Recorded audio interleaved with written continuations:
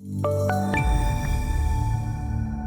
today's energy markets, let's take a look at WTI crude futures today as they're realizing another leg higher here today. And with today's price action, we are seeing them now up for a second session and taking out the 73 handle. When you look at the August future, which is now the most actively traded future, first time above 73, and continuing to see this upside momentum being realized in the WTI space. And I think there's a few things playing into the price action today.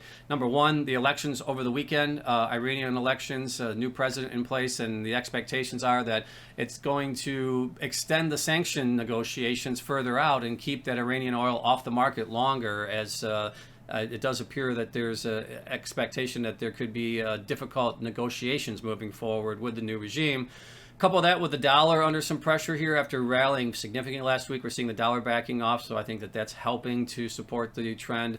Rotation in the equity markets as well. We're seeing industrial names, energy names, some of the names that had underperformed the last couple of weeks, really catching a bid here today as we're seeing the markets adjust for that. And the fourth thing is it's a narrative surrounding demand. The expectations are that demand is going to continue to increase through 2021 and maybe at a little quicker pace than what the market anticipates. So you kind of got a little bit of a classic supply-demand storyline here with the expectations of supply being held off the market a little longer and increases in demand. Now looking at the trends, I want to point out after we did see some sideways action in the middle of May in the WTI crude futures, we are seeing a nice uptrend developing once again and pushing up to, again, those 2.5 year, a little over 2.5 year highs. Now, the interesting thing is that we get above 76.41, I believe, so let's call it 76.5 on that front month future. That would be a new high, almost a new 7-year high. You have to go back to, I believe, November of 2014 to see the futures, the front month future trading at those levels. So, again, we're not too far away from there now that we're breaking through 73, and I think a lot of market participants are eyeballing that 76 level or just above as a potential for a breakout